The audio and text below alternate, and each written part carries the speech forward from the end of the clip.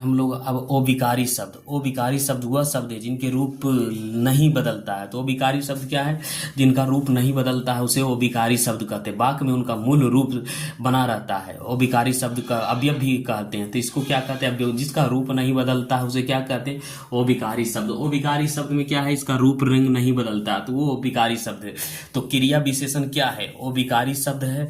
और संबंध वाचक ओ विकारी शब्द है। समुच्चय बोधक ये सब क्या है? विकारी शब्द। 1 2 3 और 1 4 है। 1 2 और 3 4 तो ये सब क्या है? ओ विकारी शब्द। तो विकारी और ओ विकारी शब्द कितने हो गए? 8 गए, है ना। तो अब हम लोग क्या करेंगे? यहाँ से पढ़ेंगे। तो संज्ञा आप जान रहे, संज्ञा क्या है? विकारी शब्द है ना, विकारी शब्द के रूप में आ जाएगा। तो ये भी विकारी शब्द है। तो यहाँ से हम लोग पढ़ेंगे संज्ञा, है ना। तो यहाँ से क्या कह रहा है? संज्ञा किसे कहते हैं? संज्ञा के सभी भेद बताते हुए प्रत्येक के 2 2 उदाहरण बताइए। इस तरह का आपका क्वेश्चन रहेगा। ये क्या है? इस तरीके से आपका क्वेश्चन रहेगा। संज्ञा किसे कहते हैं? संज्ञा के सभी भेद बताते हुए प्रत्येक पर 2 उदाहरण बताएं। तो ये क्या है? संज्ञा है और इसका उदाहरण बताता है, बताते हुए अब करें। तो यहाँ से हम पढ़ेंगे संज्ञा यानी किसी वस्तु हो गया, स्थान हो गया, व्यक्ति या भावों के नाम को संज्ञा कहते हैं। तो दुनिया में जितना भी वस्तु है उसका कोई ना कोई नाम होगा, कोई भी स्थान होगा उसका भी नाम होगा, व्यक्ति होगा, है ना, उसका भी नाम होगा। यानी किसी भी नाम होगा तो जिस वस्तुओं का नाम रहे, स्थानों का नाम रहे, व्यक्तियों का नाम रहे या भावों का नाम रहे उसे संज्ञा कहते हैं। तो संज्ञा किसे कहते हैं? किसी व्यक्ति, वस्तु, स्थानों को, नामों को संज्ञा कहते हैं। तो दुनिया में जितना भी नाम है, कोई तो नाम होगा, उसे क्या कहेंगे? संज्ञा कहते हैं। दुनिया में जितना भी नाम रहे उसे संज्ञा कहते हैं। तो वही बात हम यहाँ बोल दिए कि संज्ञा दुनिया में जितना भी नाम रहे उसे संज्ञा कहते हैं। तो संज्ञा किसे कहते हैं? तो किसी भी वस्तु का दुनिया में जो भी नाम रहे उसे हम संज्ञा कहते हैं। यहाँ अब एक क्वेश्चन ऐसे रहे, किसी भी नाम को संज्ञा कहते हैं। और ऐसे दूसरा, दुनिया में जितना भी नाम रहे उसे संज्ञा कहते हैं। किसी भी नाम को संज्ञा कहते हैं। जैसे हिमालय, श्याम। तो हिमालय क्या है? स्थान का नाम है, ये पर्वत का नाम है। श्याम क्या? व्यक्ति का नाम, घड़ी, चादर, पुस्तक, लाज, ठंडक इत्यादि। तो ये सब क्या है? ये सब संज्ञा है। तो दुनिया में एक बात ध्यान में रखिएगा, दुनिया में आप जितना चीज देख रहे हैं, चाहे भाववाचक हो, वो व्यक्तिवाचक हो, चाहे दुनिया में आप जो चीज भी देख रहे हैं वो क्या है? संज्ञा है। तो दुनिया में जितना भी नाम रहे उसे संज्ञा कहते हैं। तो संज्ञा समझ में आ गया। आप संज्ञा के भेद बताएंगे। तो पहला भेद है व्यक्तिवाचक संज्ञा। तो क्या रहा है? देखिए, पहला भेद हम देख लेते हैं, व्यक्तिवाचक संज्ञा।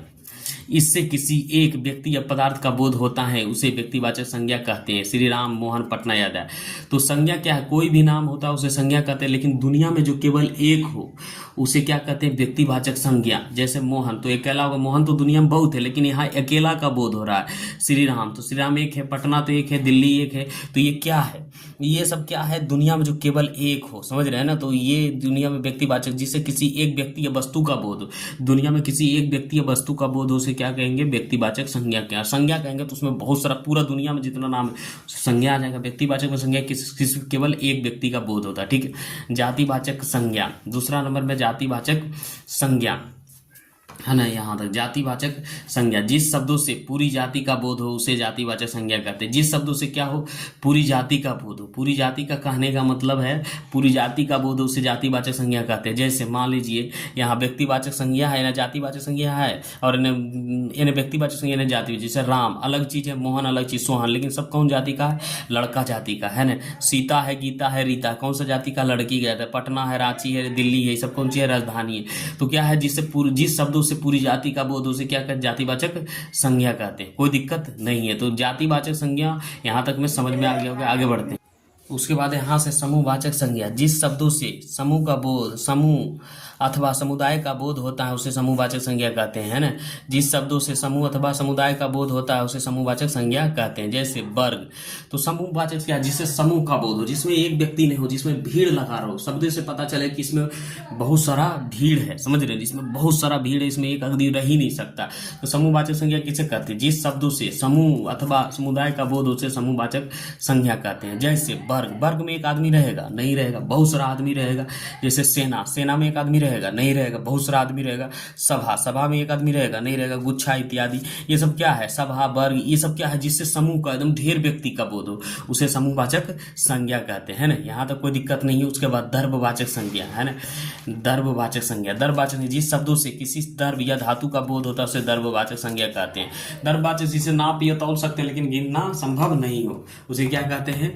दर्भ दर्भवाचक संज्ञा, जैसे दूध, सोना, चांदी, घी, पानी, पत्तल इत्यादि, ये सब क्या है? दर्भवाचक संज्ञा है। इसे आप नाप तौल सकते हैं लेकिन गिन नहीं सकते। जिस शब्दों से दर्भ मतलब होता है इसको हम नाप तौल सकते हैं लेकिन गिन नहीं सकते, उसे क्या कहेंगे? दर्भवाचक संज्ञा कहते हैं। ठीक है, तो दर्भवाचक संज्ञा जिसे नाप या तौल सकते हैं सिर्फ गिन नहीं सकते, उसे दर्भवाचक संज्ञा। जैसे दूध हो गया, सोना हो गया, चांदी हो गया, घी हो गया, पानी, पीतल इत्यादि, ये सब क्या है? दर्भवाचक संज्ञा। ठीक है, तो इसका जब आंसर बोलेगा तो जिस शब्दों से किसी द्रव्य या धातु का बोध हो उसे दर्भवाचक संज्ञा कहते हैं। अब क्वेश्चन में इतना लिख सकते हैं। ठीक है, उसके बाद यहाँ से हम लोग करते हैं भाववाचक संज्ञा, जिसे ना तो देखा जाए और ना ही छुआ जाए, केवल महसूस किया जाए, उसे भाववाचक संज्ञा कहते हैं। जैसे बुढ़ापा को ना तो देख सकते ना तो छू सकते, केवल महसूस किया जाए, उसे क्या कहेंगे? बुढ़ापा। सच्चाई, ईमानदारी, लंबाई, मिठास, महत्व इत्यादि। तो भाववाचक संज्ञा किसे ना तो देख सकते हैं ना तो छू सकते हैं, उसे क्या कहते हैं? उसे भाववाचक संज्ञा कहते हैं। तो अब हम लोग क्या करेंगे? संज्ञा से ऑब्जेक्टिव क्वेश्चन को देखेंगे। ऑब्जेक्टिव क्वेश्चन अब ये सब पढ़ लिए होंगे तो ऑब्जेक्टिव क्वेश्चन आप आराम से कर सकते हैं ना। ऑब्जेक्टिव क्वेश्चन हम लोग बनाते हैं। ऑब्जेक्टिव क्वेश्चन और संज्ञा से इस तरीके से आपका ऑब्जेक्टिव रहेगा और सब्जेक्टिव उस तरीके से रहेगा, लेकिन सब्जेक्टिव पढ़ लीजिएगा तो ऑब्जेक्टिव ऑब्जेक्टिव सब्जेक्टिव दोनों। अब किताब में ज़्यादा अब एग्जाम में क्या आने लगा है? अब आने लगा है ऑब्जेक्टिव। तो हम लोग क्या करेंगे? अब ऑब्जेक्टिव बनाएंगे, है ना, खास करके 12th लेवल में, है ना।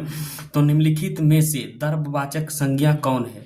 दर्भवाचक संज्ञा बताए थे जिसे नापा या तौला नहीं जा सकता किंतु गिनना संभव है। तो यहाँ जाति है, नहीं है। घी है, घी है। क्या है? सेना, मित्रता, ये नहीं है। तो घी को क्या कर सकते हैं? हम नाप सकते हैं, तौल सकते हैं, लेकिन गिन नहीं सकते। तो आंसर में क्या हो जाएगा? आंसर में हमारा बी हो जाएगा, ये राइट। ये सही नहीं, ये तीनों सही नहीं, ये गलत है। दर्भवाचक संज्ञा जिसे हम नाप सकते, तौल सकते, लेकिन गिन नहीं सकते, इसे क्या कहेंगे? दर्भवाचक संज्ञा, है ना। तो इसमें कह रहा है यहाँ से ईमानदारी सर्वोत्तम नीति है। निम्नलिखित शब्दों में कौन सा शब्द संज्ञा है? तो ईमानदारी। तो ईमानदारी क्या है? ईमानदारी कौन सा संज्ञा है ना। ईमानदारी को ना तो देख सकते हैं ना तो छू सकते, केवल महसूस करेंगे। तो कौन सा संज्ञा हो जाएगा? भाववाचक। तो इसमें आपको ऑप्शन देले हैं। ए नंबर में देले व्यक्तिवाचक संज्ञा, बी नंबर में समूहवाचक संज्ञा, बी नंबर में समूह, बी नंबर में जातिवाचक संज्ञा और सी नंबर में भाववाचक संज्ञा। तो इसमें चारों ऑप्शन में आपको कौन सा लग रहा है? ईमानदारी। तो जिसको ना तो देख सकते हैं ना तो छू सकते, क्या हो जाएगा? भाववाचक संज्ञा। तो इसमें क्वेश्चन क्या मारेंगे? इसमें सी, वहां आपको रंगने वाला रहेगा, हम इस तरीके से मानते। ठीक है, अब यहाँ क्वेश्चन है, मुझे 2 किलो चीनी खरीदनी है। लिखा शब्द कौन सा संज्ञा है? तो चीनी क्या है? चीनी क्या है? व्यक्तिवाचक संज्ञा नहीं है, जातिवाचक संज्ञा नहीं है, समूहवाचक संज्ञा नहीं है, क्या है? दर्भवाचक संज्ञा। चीनी का करो, मुझे चीनी का पूछ रहा है, मुझे 2 किलो चाहिए। यहाँ तक हो गया। फिर हम लोग आगे बढ़ते हैं और आगे बनाते हैं। हम लोग पढ़ेंगे सर्वनाम के बारे में। सर्वनाम का इंग्लिश में बोलते हैं प्रोनाउन। तो इंग्लिश में नहीं पढ़ना है, यहाँ हम लोग को पढ़ना है हिंदी में, है ना। तो संज्ञा अथवा नामों के बदले जिस शब्दों का प्रयोग होता है उन्हें सर्वनाम कहते हैं। ठीक है, तो क्या करेंगे?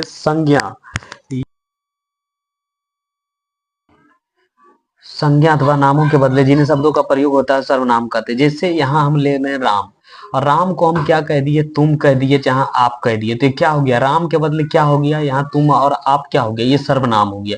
यानी दुनिया में कोई भी नाम हो उसके बदले जो आता है उसे सर्वनाम कहते हैं। जैसे मैं कह रहा हूं तो मेरे बदले में कोई नाम होगा तुम का भी कोई नाम होगा, आप, यह, वह, जो, सो, कोई, कुछ, कौन, क्या, ये सब क्या संज्ञा के बदले जो आता है उसे सर्वनाम कहते हैं। तो सर्वनाम के मतलब समझ में आ गया होगा डिफिनेशन। तो संज्ञा के बदले जो भी आए, यानी नाम के बदले जो भी आए उसे सर्वनाम कहते हैं। यहाँ से तो सर्वनाम, अब यहाँ से क्वेश्चन होता है, सर्वनाम के 6 भेद होते हैं। सर्वनाम के कितने भेद हैं? 6 भेद है। पहला है पुरुषवाचक सर्वनाम, उसके बाद होना चाहिए दूसरा नंबर में निजवाचक सर्वनाम। कोई बात नहीं, यहाँ लिखा गया किताबी। तो पहला है पुरुषवाचक सर्वनाम, दूसरा में लिख लीजिएगा निजवाचक सर्वनाम। ठीक है, आप लोग पहला है पुरुषवाचक सर्वनाम, फिर निश्चयवाचक, अनिश्चयवाचक सर्वनाम, संबंधवाचक सर्वनाम, निजवाचक सर्वनाम, प्रश्नवाचक सर्वनाम। तो ये सर्वनाम की संख्या कितने हैं? ये सर्वनाम की संख्या यानी भेद बोलिए या प्रकार बोलिए, ये सर्वनाम के 6 भेद हैं। और 6 भेद को हम लोग क्या करें? परिभाषा जानते हैं।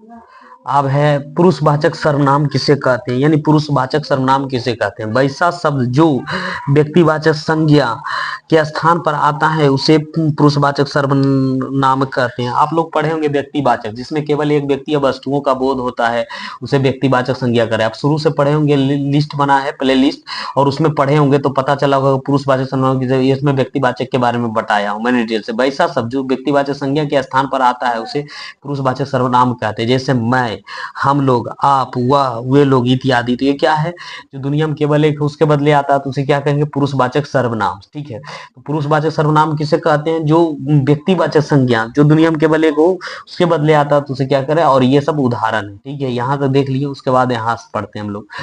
पुरुषवाचक सर्वनाम के कितने भेद हैं, पुरुषवाचक सर्वनाम के 3 भेद हैं। तो पहला है उत्तम पुरुष, तीसरा है मध्यम पुरुष, तीसरा है अन्य पुरुष। तो पहला है उत्तम पुरुष और दूसरा है मध्यम पुरुष और तीसरा है अन्य पुरुष, है ना। तो उत्तम पुरुष के बारे में अब लोग देख देंगे। उत्तम पुरुष यानी फर्स्ट पर्सन, कहने या बोलने को उत्तम पुरुष कहते हैं, जैसे मैं, हम लोग इत्यादि। तो यहाँ कह रहा है कि जो बोल रहा है, जैसे हम बोल रहे हैं तो हम कौन पुरुष हो गए, उत्तम पुरुष हो गए। ठीक है, तो हम बोलने वाले हैं तो उत्तम पुरुष हो गए। ठीक है, जो हम बोल रहे हैं तो आप हम कौन हो गए, हम उत्तम पुरुष हो गए। यानी बोलने वाले जितना भी दुनिया में है, कोई भी व्यक्ति बोल रहा है तो उत्तम पुरुष है ना। मध्यम पुरुष तो सेकंड पर्सन है, सुनने वाले को मध्यम पुरुष कहते हैं। जो भी व्यक्ति हमारा बात सुन रहा है, आप सुन रहे हैं तो अब कौन सा हो गया, जैसे तो हो गया आप लोग मध्यम पुरुष हो गया, तुम, तू, आप लोग, ये सब क्या हो गया इत्यादि, ये सब क्या हो गया मध्यम पुरुष। सुनने वाले के बारे में जितना भी बात किया जाए वो मध्यम पुरुष का है। उसके बाद तीसरा हो गया अन्य पुरुष। अन्य पुरुष थर्ड पर्सन, जिसके विषय में कहा जाए या उसे अन्य पुरुष कहते हैं। जिसके बारे में हम बात किया जाए उसे अन्य पुरुष। जैसे वह राम है तो वह क्या है, अन्य पुरुष है। तो राम क्या है, यहाँ राम जो है ना वह क्या है, अन्य पुरुष। या वे लोग, कोई नाम भी अन्य पुरुष हो गया। तो दुनिया में जो भी है ना तो उसे क्या कहेंगे, अन्य पुरुष कहेंगे। यानी सुनने वाला और बोलने वाले को छोड़ के दुनिया में जितना भी क्या अन्य पुरुष है ना। अब दूसरा क्या है, निजवाचक सर्वनाम।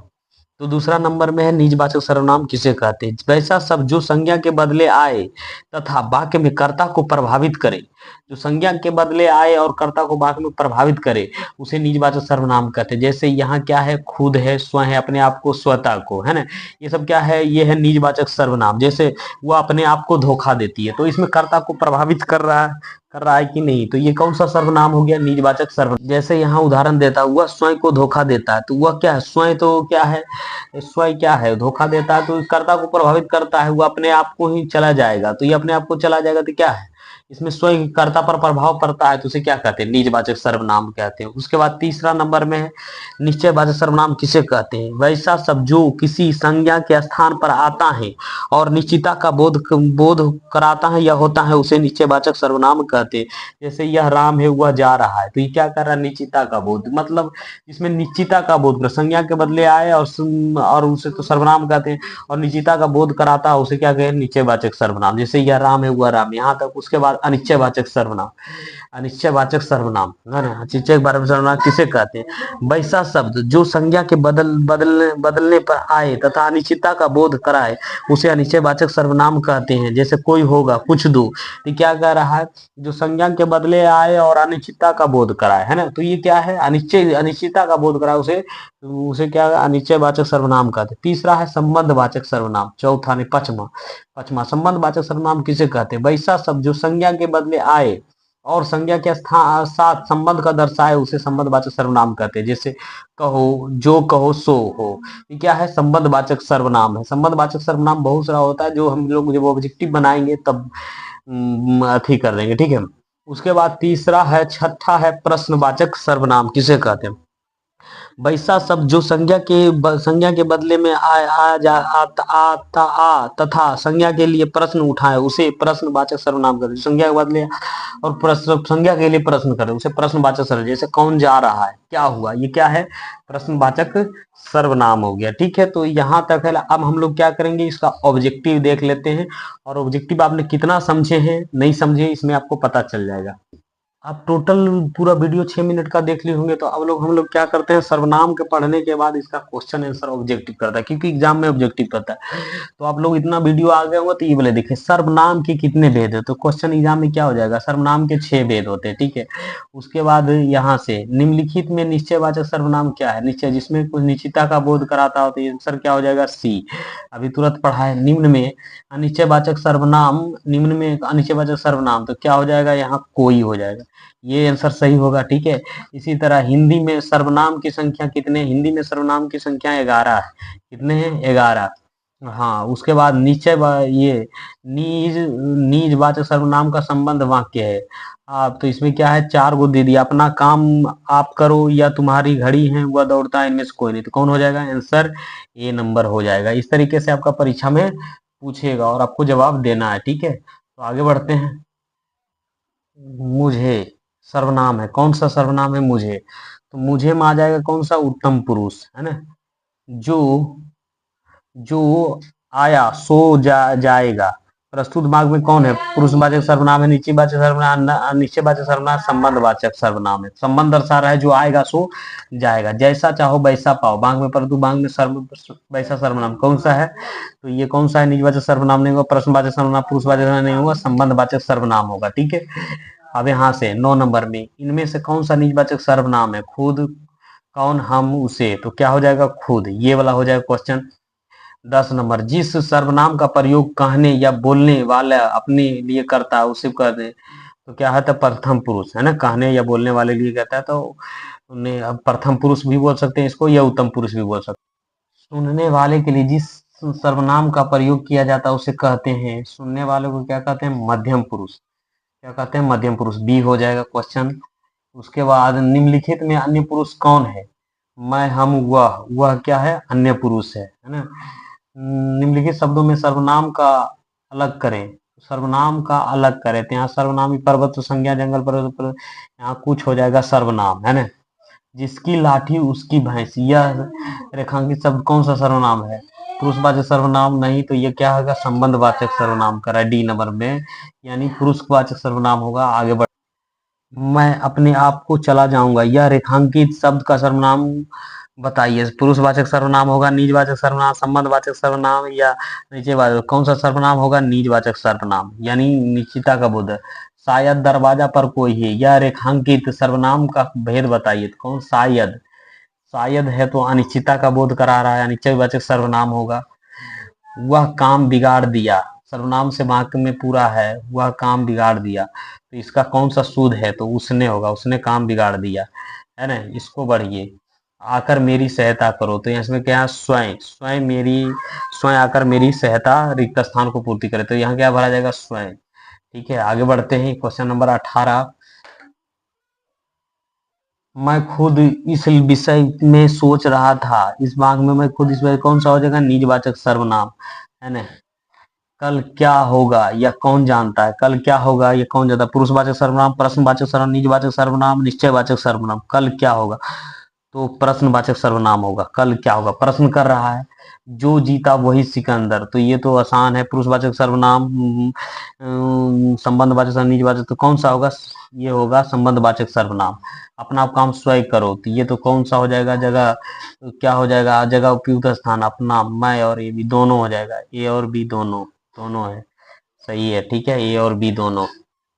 अपना काम स्वयं करो, तो आप और खुद नहीं, अपना और खुद, खुद स्वयं करो, तो ए और बी दोनों हो जाएगा, ठीक है। यहाँ से हम लोग आगे बढ़, निम्नलिखित वाक्य में से किस वाक्य में सर्वनाम का अशुद्ध प्रयोग हुआ है, वह स्वयं यहाँ नहीं आना चाहिए। मैं तेरे को एक छड़ी दूंगा, मुझे इस बैठक की सूचना नहीं थी, आपका आग्रह पर मैं सूचना नहीं थी, तो कौन हो जाएगा, आंसर बी गलत हो जाएगा, ठीक है, अशुद्ध है। बिना विचार किए, विचार जो करे उससे पछता पोछ पछताए, वाक्य में प्रयुक्त है, तो क्या है, बिना विचारे, सो और जो होगा, सो और जो। कब, क्यों, कब, सर्वनाम का उदाहरण है, तो कौन सा है, प्रश्नवाचक सर्वनाम, ये सब नहीं, प्रश्नवाचक सर्व। तू, तुम, आप, यदि हिंदी में कौन सा पुरुषवाचक सर्वनाम है, तो है मध्यम पुरुष, कौन है, मध्यम पुरुष, सी आंसर हो जाएगा, मध्यम पुरुष। बोलने वाले के लिए जन, जिन जिन जिन सर्वनामों का प्रयोग होता है उसे क्या कहते हैं, उत्तम पुरुष, क्या कहते हैं, उत्तम पुरुष। उसकी गाय 10 किलो दूध देती है, तो कौन सा सर्वनाम, अन्य पुरुष, निजवाचक सर्वनाम है, तो क्या हो जाएगा, उसकी गाय है तो अन्य पुरुष हो जाएगा, ठीक है। सर्वनाम जिसका प्रयोग एक वचन और बहुवचन दोनों के लिए होता है, तो क्या होता है, तेरा, नहीं, जो होगा, जो हो जाएगा, ठीक है। आप जाइए, वाक्य में संबंध के है, तो आप जाइए, तो क्या हो जाएगा, मध्यम पुरुष, मध्यम पुरुष। तो ये मेरा समाप्त हो गया, अब हम लोग पढ़ेंगे विशेषण। आज हम लोग सीखेंगे विशेषण यानी एजेक्टिव। इंग्लिश में एजेक्टिव कहते हैं, हिंदी में विशेषण कहते हैं।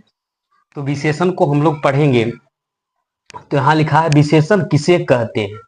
विशेषण किसे कहते हैं, तो वैसा शब्द जो संज्ञा, संज्ञा हमने पहले पढ़ा दी है, संज्ञा या सर्वनाम की विशेषता बताता हो, विशेषता बताता हो, विशेषता बताता हो यह है, उसे विशेषण कहते हैं। तो संज्ञा या सर्वनाम की, संज्ञा अब बता दिए कोई भी नाम है उसे हम संज्ञा कहते हैं, और कोई भी जो हम और सर्वनाम है संज्ञा के बदले आ जाए तो सर्वनाम उसे विशेषण कहते हैं। तो विशेषता का मतलब क्या हुआ, किसी चीज को, संज्ञा जैसे नाम है तो नाम की विशेषता बताना क्या हो गया, वो विशेषण हो गया। किसी संज्ञा या सर्वनाम की विशेषता बताना ही विशेषण कहलाता है। जैसे तो गाय है संज्ञा है, और काली क्या है, काली विशेषता बता रहा है, तो ये क्या है, ये विशेषण हो गया। काली क्या हो गया, विशेषण हो गया। रात अंधेरी है, अंधेरी क्या हो गया, विशेषण हो गया। उजला उजली, उजली क्या विशेषण, कमीज क्या संज्ञा, नाम है तो क्या विशेषण है। मोटा आदमी, तो आदमी क्या है, आदमी तो संज्ञा है, लेकिन मोटा क्या है, विशेषता बता रहा है, कमजोर लड़का इत्यादि। ये सब क्या है विशेषण। जहां हम लोग काली लिखते हैं तो वो विशेषण है। तो संज्ञा सर्वनाम की जो विशेषता बताता है उसे हम विशेषण कहते हैं। तो विशेषता का मतलब क्या हुआ, जो अच्छाई और बुराई बताए। जैसे राम बुरा है, तो राम बुरा है तो कहने का मतलब क्या है, जैसे राम बुरा है तो राम बुरा है, तो राम तो संज्ञा, बुरा क्या है, अब हम कर सकते हैं राम, राम बुरा है, बुरा है, तो राम का क्या कर रहा है, राम की विशेषता बता रहा है, राम बुरा है, तो बुरा क्या है, विशेषण हो गया। ठीक है। अब जैसे राम अच्छा है, यहां हम लिखते हैं राम, राम अच्छा है, अच्छा है, तो यहाँ अब ये भी विशेषता बता रहे हैं, राम अच्छा है या राम बुरा है, दोनों भी जगह विशेषता बना, तो ये भी, ये जो विशेषता बना उसे हम विशेषण कहते हैं। तो संज्ञा सर्वनाम की जो विशेषता बताए उसे विशेषण कहते हैं। यहां तक समझ में आ गया होगा। अब हिंदी में विशेषण 4 प्रकार के होते हैं। हिंदी में कितने प्रकार के होते हैं, तो हिंदी में विशेषण 4 प्रकार के। पहला है गुणवाचक विशेषण, दूसरा है संख्यावाचक विशेषण, तीसरा है परिमाणवाचक विशेषण, और चौथा है सर्वनामिक विशेषण। तो विशेषण के हिंदी में 4 भेद होते हैं, और चारों में पहला जो होता है गुणवाचक, संख्यावाचक, परिणामवाचक विशेषण और सर्वनामिक विशेषण। यहां से हम लोग बढ़ते बढ़ते हैं। तो गुणवाचक विशेषण किसे कहते हैं, तो गुणवाचक विशेषण जिस किसी संज्ञा का गुण, या संज्ञा या सर्वनाम भी यहां होना चाहिए, संज्ञा या सर्वनाम है ना, संज्ञा या सर्वनाम के गुण, गुण हो गया आकार, अवस्था इत्यादि का बोध हो, उसे गुणवाचक विशेषण कहते हैं। तो जिस जिस किसी संज्ञा या सर्वनाम के गुण, आकार, अवस्था इत्यादि का बोध हो, उसे गुणवाचक विशेषण कहते हैं। तो गुणवाचक विशेषण किसे कहते हैं, तो जिसमें गुण हो, आकार हो, है ना, तो उसे क्या कहेंगे, गुणवाचक विशेषण कहते हैं। तो गुण हो गया, तो गुण में क्या हुआ, वह एक अच्छा आदमी है, वह एक अच्छा आदमी, तो अच्छा क्या है, उसका गुण है, तो ये गुणवाचक विशेषण में आ गया।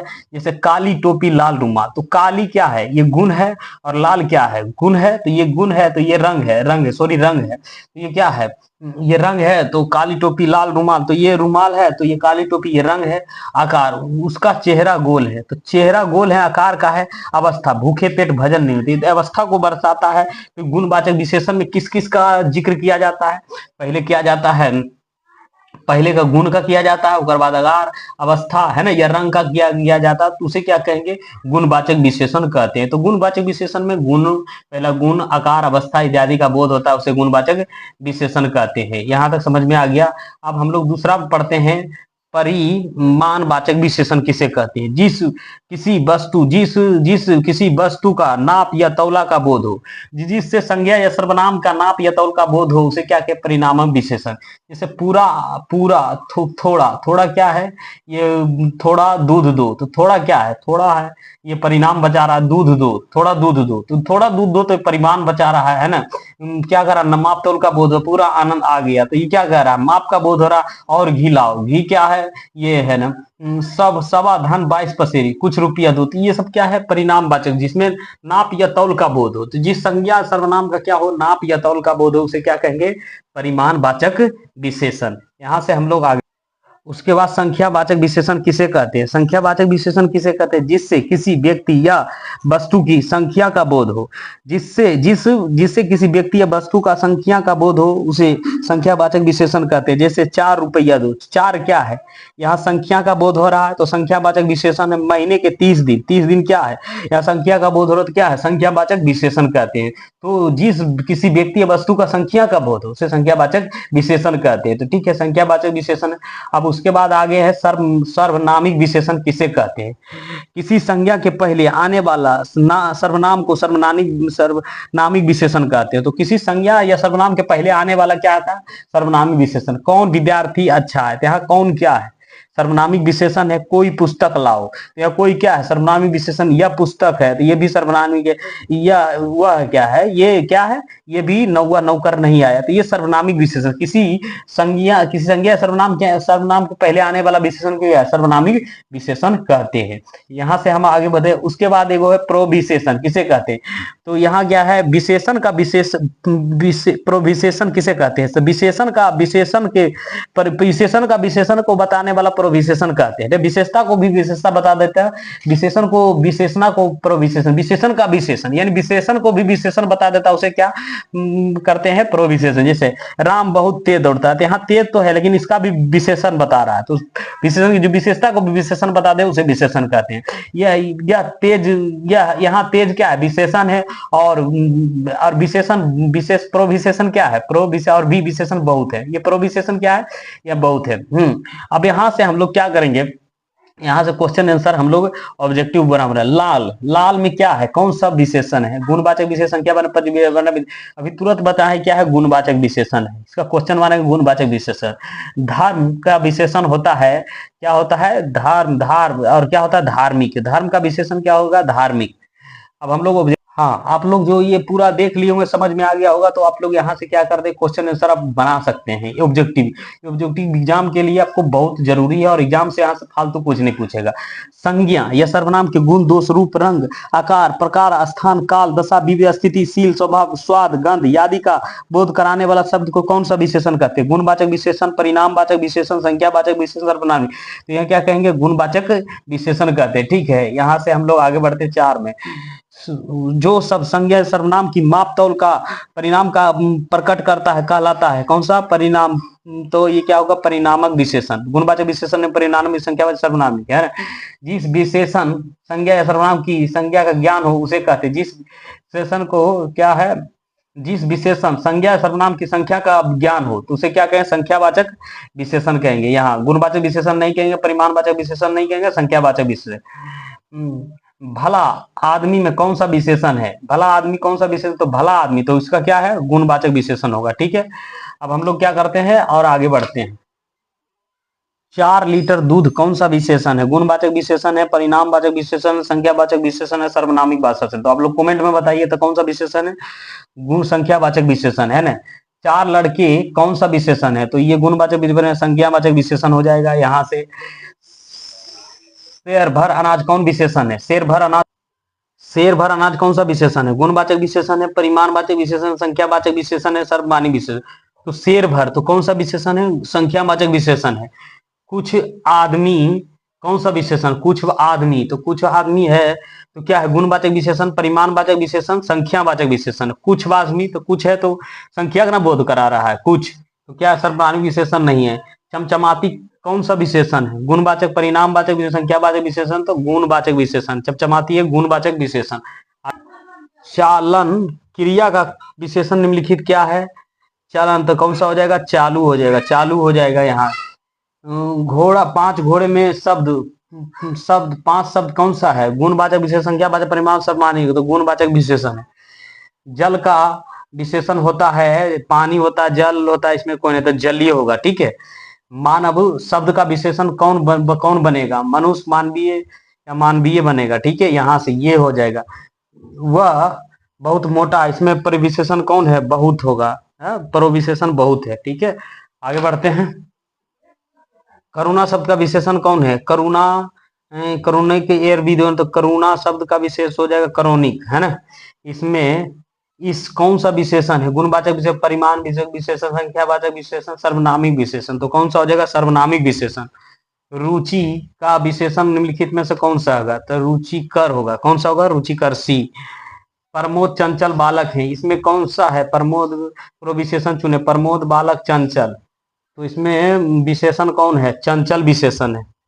ठीक है, तो उम्मीद करते हैं यहाँ तक ये अब हमारा क्या हो गया, ये 10 मिनट हो गया और ये विशेषण का पूरा प्रक्रिया खत्म हो गया। अब हम लोग कल पढ़ेंगे जो नेक्स्ट चैप्टर होगा यानी वर्ब के बारे में।